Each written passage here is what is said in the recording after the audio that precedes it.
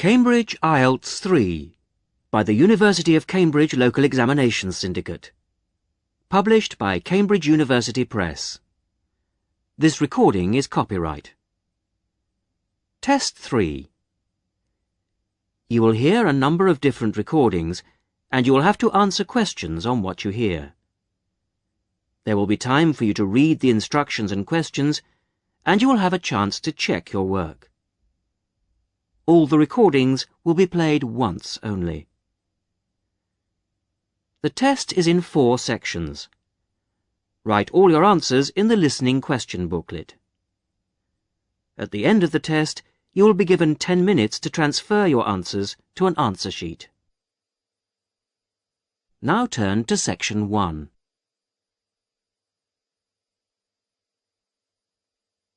Section 1. You will hear 2 colleagues, Joan and Peter, organising a Christmas dinner for their office staff.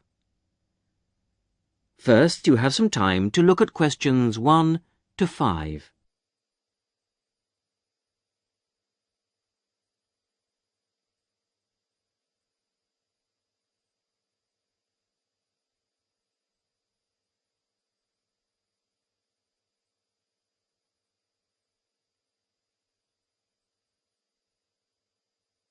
You will see that there is an example which has been done for you.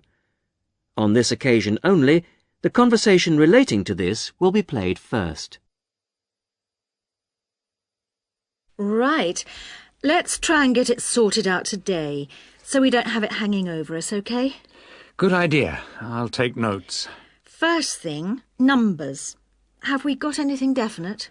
Well, I've been working it out, and I think 40 to 43. Shall we put 45 to be on the safe side? Yep, fine. Joan and Peter agree that 45 is a safe number to book for, so 45 is written as the answer. Now we shall begin. You should answer the questions as you listen because you will not hear the recording a second time. Listen carefully to the first part of the conversation and answer questions 1 to 5. Right. Let's try and get it sorted out today, so we don't have it hanging over us, OK? Good idea. I'll take notes. First thing, numbers. Have we got anything definite? Well, I've been working it out, and I think 40 to 43. Shall we put 45 to be on the safe side? Yep, fine. Dates. Well, that's straightforward. The last working day before Christmas, which is December the 21st. Which is going to be pretty difficult to book at Christmas. So we'd better think of 2 or 3 places, just to be on the safe side. Well, last year's was hopeless. The Red Lion, wasn't it? Yeah. We ought to go for something more expensive, 'cause You gets what you pay for. That new Indian restaurant in Weatherfield is supposed to be excellent. The Rajdoot. Oh, how do you spell that? Rajdoot.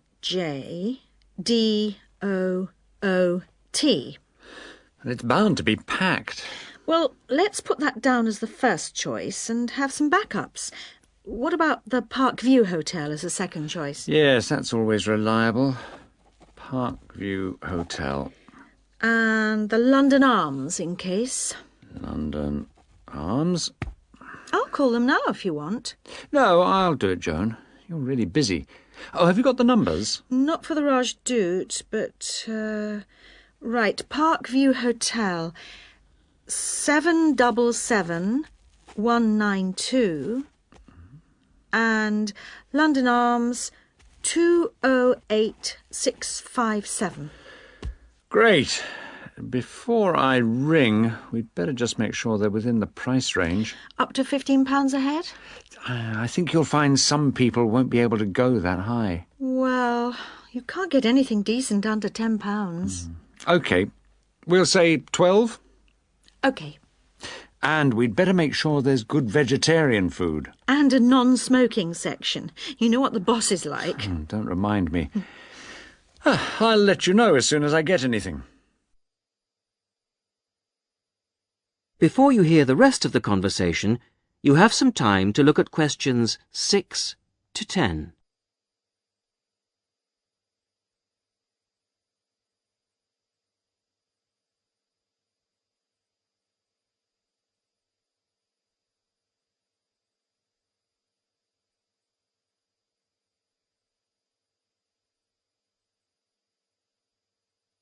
Now listen and answer questions 6 to 10.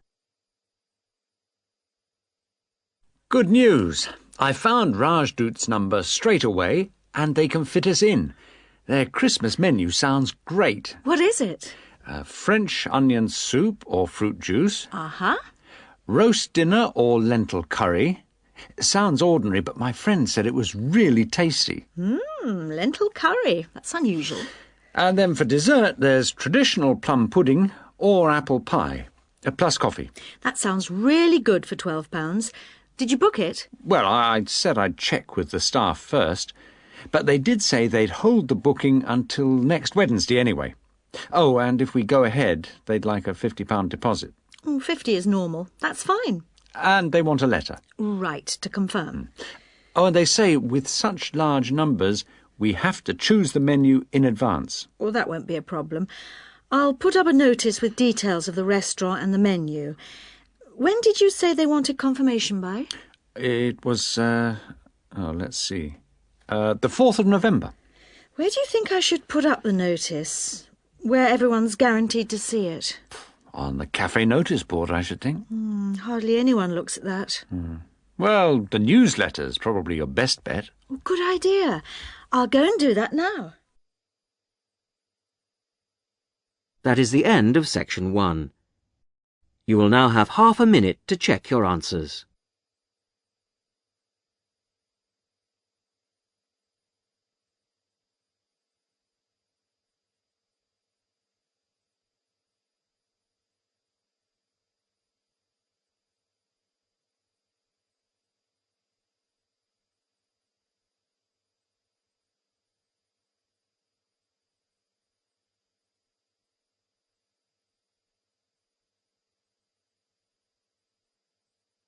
Now turn to section 2.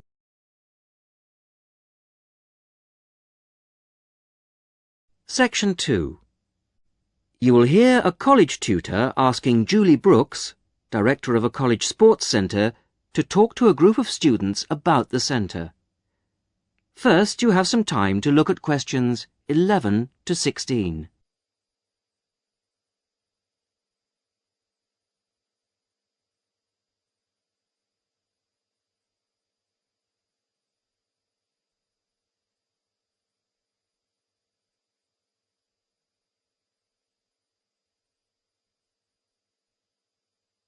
Listen carefully to the first part of the talk and answer questions 11 to 16. So, I'll hand over now to Julie Brooks. Thank you. Welcome to the Sports Centre. It's good to see that there are so many people wanting to find out about our sports facilities. First of all, membership. All students at the college are entitled to become members of the Sports Centre for an annual fee of £9.50. To register with us and get your membership card, you need to come to reception between 2 and 6 p.m, Monday to Thursday. I'm afraid we can't register new members on Friday, so it's Monday to Thursday, 2 to 6 at reception. Now, there are 3 things that you must remember to bring with you when you come to register. They are your union card, a recent passport-size photograph of yourself, and the fee. It doesn't matter whether you bring cash or cheque. We can't issue your card unless you bring all 3, so don't forget your union card, passport photo and fee. Then once you've got your sports card, you will need to bring it with you whenever you come to book or use any sports centre facilities. Booking over the phone is not allowed, so you have to come here in person with your card when you want to book. Our opening hours seem to get longer every year. We are now open from 9 a.m. to 10 p.m. on weekdays and from 10 a.m. to 6 p.m. on Saturdays. For those of you who are up and about early in the morning, we're introducing a 50% morning discount this year. This is because the facilities tended to be underused in the mornings last year. It means that all the sessions will be half price between 9 a.m. and 12 noon on weekdays. Before you hear the rest of the talk, you have some time to look at questions 17 to 20.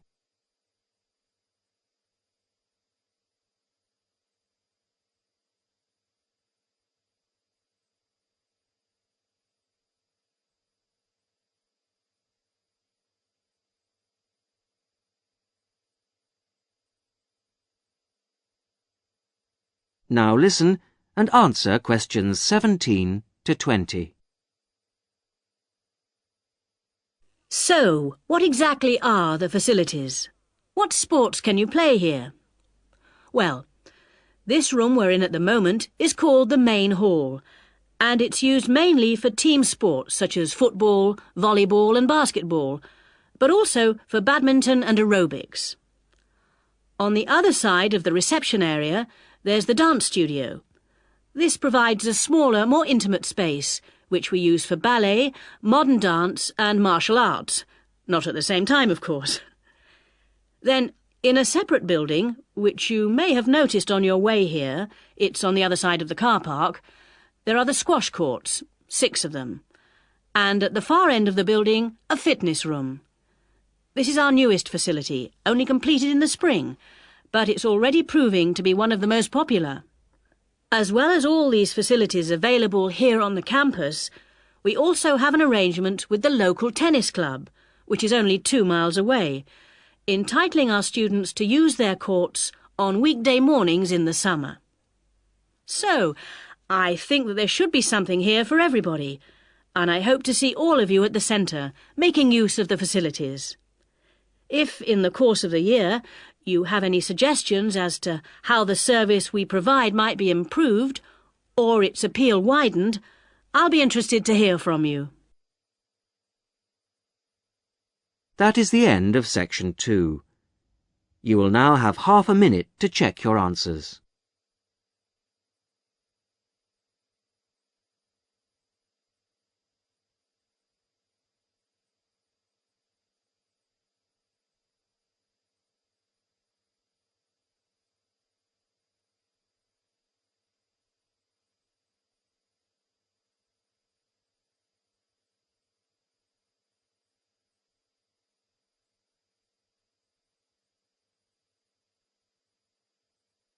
Now turn to section 3.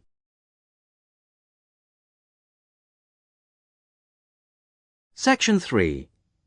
John Brown, a school student, is entering a competition for young electronic engineers. He is talking to his teacher, Mary Collins. First, you have some time to look at questions 21 to 30.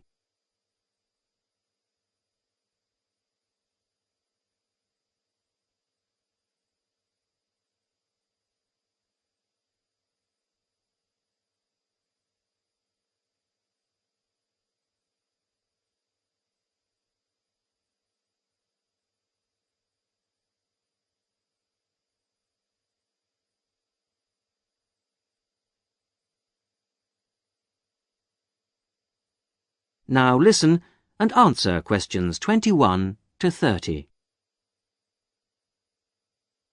Good morning, Mrs. Collins. I just wondered if you could help me with this entry form for the Young Electronic Engineer competition. Hello, John. Oh, you've made the jigsaw for blind children with the bleeper. When they put a piece in correctly, that's right. OK, let's have a look at the form. Right, thanks. I've never filled in one of these before, so... Well, let's just do it in pencil first.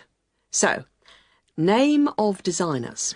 Well, Anne helped me with some of the electronics work. Then you must put her name in as well. Right. Anne Ray. Sorry, it's A-N-N-E, and her surname is spelt R-E-A. Good start. OK, R-E-A. And age is easy. You're both 16. What have you called the design? Keep it short. What about jigsaw puzzle design for visually handicapped? Too long. Just say blind puzzle. That'll do. Okay. Right now, size of equipment? I've got it noted down here. Yes, width is 20 centimetres. Okay. Length is 50 centimetres, and then the depth is, well, it's very little. What would you say? I think you can be approximate. I'd say 2.5 centimetres. And the electricity supply? Is it mains operated? No, it isn't. It's actually battery. Okay. Right, battery. Fine. Okay, it's the next bit that I'm really not sure what to put. Well, special features means what is really new about this? You know, suitable for the group you made it for. Well, it's safe for children. That's fine. Put that in. Okay. And of course, we think it's educational. Yeah, there you are. You've done it. Anything else? Well, I think the price is good. That's probably the most important factor. Okay, cheap price. Which brings us on to the next bit. What's the cost? Well, the pieces we made out of old wood, they cost, $5. And the electrics? They were more expensive, say $9.50. Brilliant. Now, what do they mean by other comments? It's just a chance for you to say anything about the equipment and problems you envisage. Well, we'd really like help with making plastic instead of wooden pieces. Well, put something like, need help to make plastic pieces. Okay. And the other thing is, we'd like to develop a range of sizes. Well, that's fine then, just put that. And the last bit is, when will you send the equipment? Well, we've got a lot of work on at the moment, and we want to get it as good as we can. Well, say 25th of June? Can't we make it later? Well, the last date is the 1st of July. Why not say that? Okay, that's what I'll put. So, that's the lot. That's brilliant. Thanks very much, Mrs. Collins. I'll send it off straight away. Glad to be of help. Very best of luck to you both. Thanks. Bye. Bye. That is the end of section 3. You will now have half a minute to check your answers.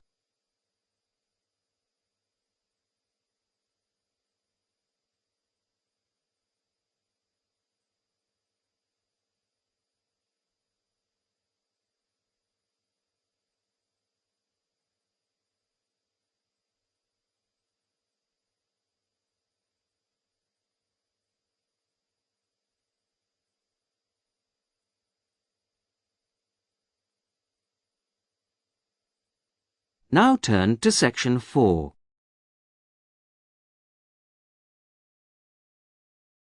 Section 4. You will hear a talk about ostrich farming. First, you have some time to look at questions 31 to 40.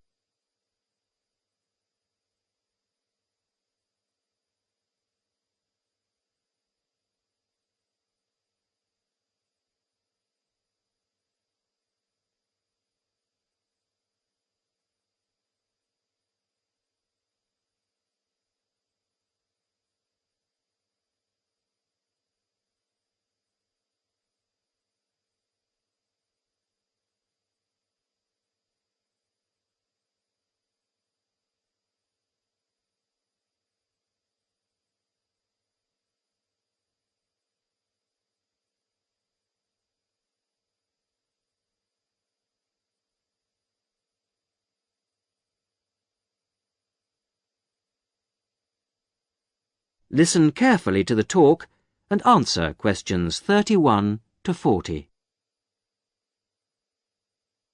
Today I'd like to introduce Ted Hunter, who used to rear sheep and poultry, but who is here to tell us about a rather unusual type of livestock that he's been concentrating on in the last few years. Ted Hunter is a member of the Domesticated Ostrich Farming Association and is here to tell us about the possibilities of breeding and rearing these birds in this country. Thank you, Paula. When you look at international restaurant menus and supermarkets, they all tend to feature the same range of meats: beef, lamb, chicken, pork, that sort of thing. But people are always interested in something different. And we're now finding that farming can bring new types of meat to our tables. The kangaroo is one animal that's now being farmed for its meat and eaten outside Australia, where it comes from. It looks and tastes rather like rabbit, though it's slightly darker in color. But it is rather tough, so that's a problem for some people. Crocodiles are also being farmed for their meat. This is rather like chicken, pale and tender, and it's getting quite fashionable. Some people also find it's rather fatty, but I think it makes a really tasty sandwich. Now, a third type of meat becoming increasingly available, and the one that I think is by far the nicest of the three, is ostrich, which most people say has a similar taste and texture to beef. However, it's much better for you than beef, as we'll see later. Most people think of ostriches as wild animals, but in fact, ostriches have been farmed in South Africa since around 1860.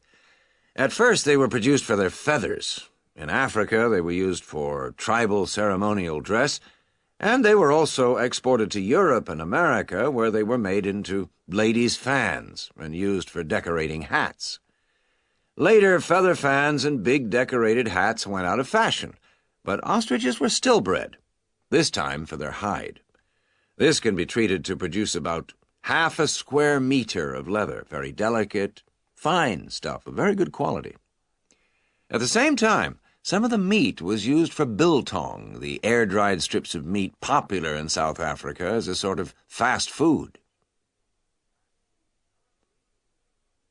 However, recently there's been more and more interest in the development of ostrich farming in other parts of the world, and more people are recognizing its value as a food source. Ostrich meat is slightly higher in protein than beef, and much lower in fats and cholesterol. It tastes good, too. A series of European taste tests found that 82% of people prefer ostrich to beef. And one ostrich produces a lot of meat, from around 30 to 50 kilograms, mostly from the hindquarters of the bird. Farmed ostriches don't need African climates, and in fact, ostrich farming is now becoming well established in other parts of the world. However, setting up an ostrich farm isn't something to embark on lightly. Mature breeding birds are very expensive. Even a fertilized ostrich egg isn't cheap, so you need quite a bit of capital to begin with. Then the farmer needs special equipment, such as incubators for the eggs. The young chicks are very dependent on human minders and need a lot of attention from the people looking after them. In addition, ostriches can't be intensively farmed. They need space and exercise. But in spite of this, they make good farming sense. A cow produces only one calf a year, whereas a female ostrich can lay an egg every other day. And because the farmers can use incubators and hatched chicks are nourished well and protected from danger, the failure rate on farms is very low indeed, and almost all the fertilized eggs will hatch out into chicks, which will in turn reach maturity. This is very different from the situation in the wild, where the vast majority of chicks will die or be killed before they grow up into mature ostriches. So it's possible, once the initial outlay has been made, for the farmer to be looking at very good profit margins indeed.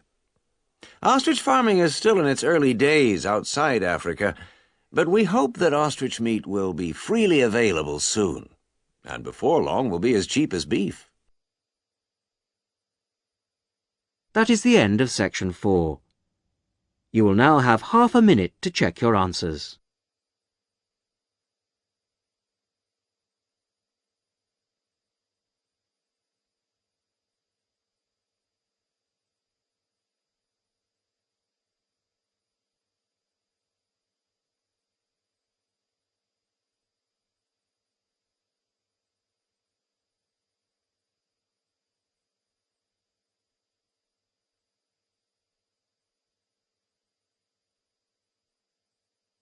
That is the end of the listening test. In the IELTS test, you would now have 10 minutes to transfer your answers to the listening answer sheet.